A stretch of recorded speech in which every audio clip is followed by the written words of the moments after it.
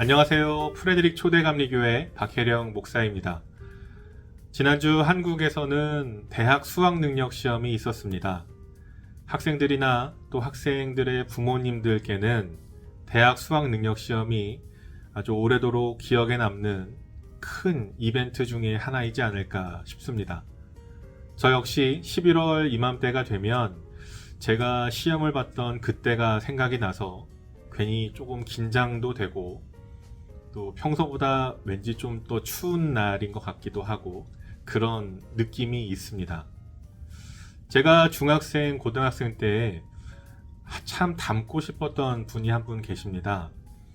원종수 권사님이라는 분이신데요. 이분이 고등학생 때까지는 공부를 그렇게 잘하던 분이 아니셨는데 어머니와 매일 새벽 기도를 출석을 하면서 어느 날 이분께 아주 신기한 기억력이 생깁니다.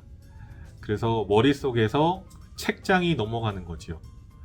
그러니까 시험을 보는데 거의 머릿속에서 책을 펴놓고 시험을 보는 것처럼 아주 생생하게 그 책이 머릿속에서 떠오르니까 당연히 시험을 잘 볼 수밖에 없겠지요. 그래서 이분이 결국 서울대 의대를 차석으로 입학을 해서 수석으로 졸업을 하게 되십니다. 그래서 원종수 권사님의 그 간증을 들을 때마다 저도 새벽 기도를 가서 간절히 기도를 하는 거지요. 주님, 저에게도 원종수 권사님 같은 기억력을 주세요. 저도 머릿속에서 책장이 넘어가는 그런 복을 주세요. 라고 간절히 기도를 했던 기억이 납니다. 주님을 믿으면 주님께서 복을 주십니다. 그런데 우리는 때로는 나에게 역사하시는 주님을 바라보기보다는 남에게 어떤 역사를 하셨나, 남에게 어떤 복을 주셨나에 관심이 있는 경우가 더 있습니다. 그리고 다른 사람이 어떤 복을 받았는데 그게 내가 받은 복보다 커 보이면 주님, 저에게도 저 복을 주세요. 라고 기도를 하는 경우가 있지요. 성경 인물 중에 다니엘이라는 사람이 있습니다. 이 사람이 전쟁 포로로 끌려가서 그 나라에서 아주 높은 지위에 오른 사람입니다. 그런데 고작 전쟁 포로 주제에 높은 지위에 올라가니까 주변에서 시기를 하는 사람들이 많겠지요. 그래서 어느 날 이 나쁜 마음을 먹은 사람들이 다니엘을 끌어내리고자 계략을 짭니다.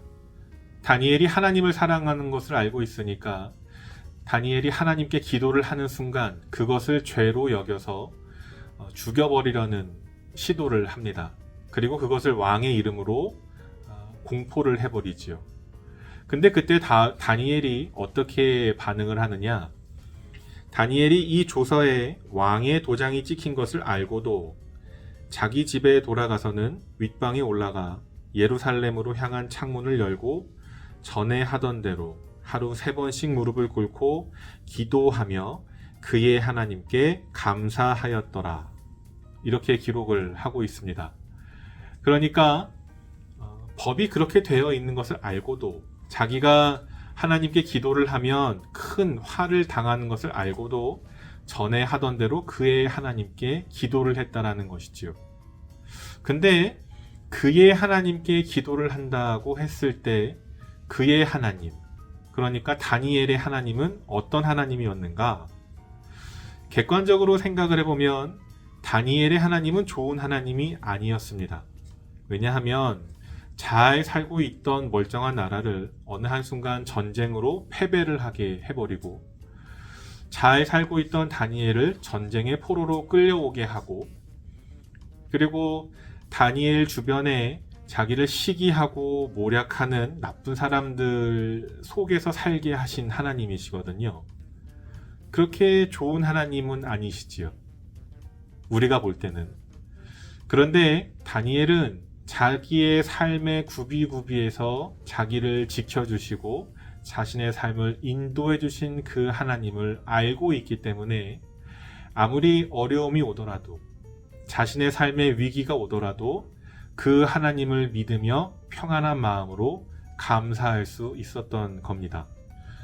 구글이나 인터넷에서 예수님의 얼굴이라고 치면 다양한 이미지의 예수님의 얼굴에 관련된 사진이나 그림이 뜨는데요.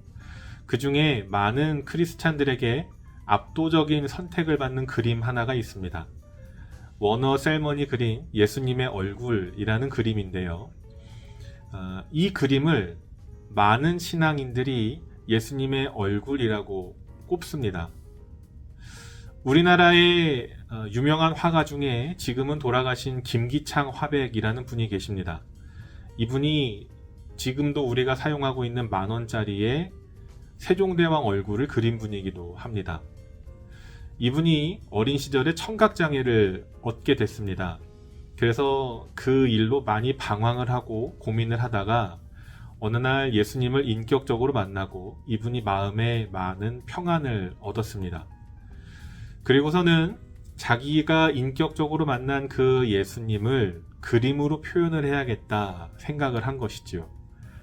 그런데 이분이 생각하기에는 자기를 만나준 자기의 예수님은 왠지 한국말을 하는 한국 사람일 것이다 라는 생각을 한 거예요.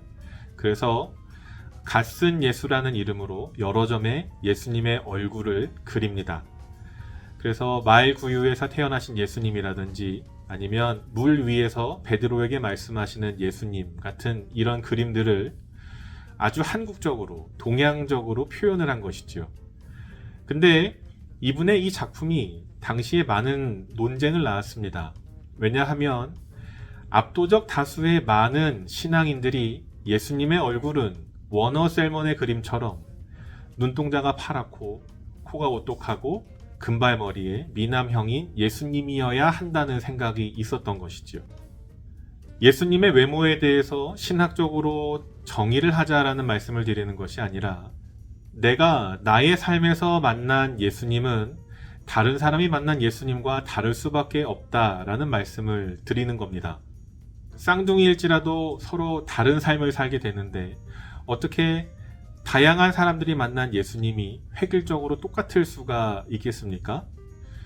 지금도 많은 사람들이 예수님을 믿는 사람은 이래야 돼, 저렇게 해야 돼 라는 일종의 정답을 정해놓고 그 틀을 벗어나는 경우에는 그것이 예수님이 아닌 것처럼, 예수님의 역사가 아닌 것처럼 생각을 하곤 합니다. 그러나 나의 삶은 다른 사람의 삶과 다릅니다. 그렇다면 나에게 역사하시는 나의 하나님은 다른 사람들이 만나는 그 사람들의 하나님과 다를 수밖에 없는 것이지요. 그렇다면 나에게 역사하시는 나의 예수님도 나에게 다른 방식으로 역사하시는 겁니다. 오늘 여러분께 인격적으로 찾아오셔서 여러분께 말씀을 해주시는 여러분만의 예수님을 만나시기를 소망합니다. 이번 주 추수감사절을 맞아서 한 해 동안 나에게 부어주신 하나님의 은혜와 복을 세어보실 텐데요. 누군가의 예수님을 부러워하는 것이 아니라 나의 삶에서 나에게 역사하신 나의 예수님에게 감사하는 이번 추수감사절이 되시기를 기도합니다. 이번 한 주도 한 주님과 함께 승리하시기를 축원합니다.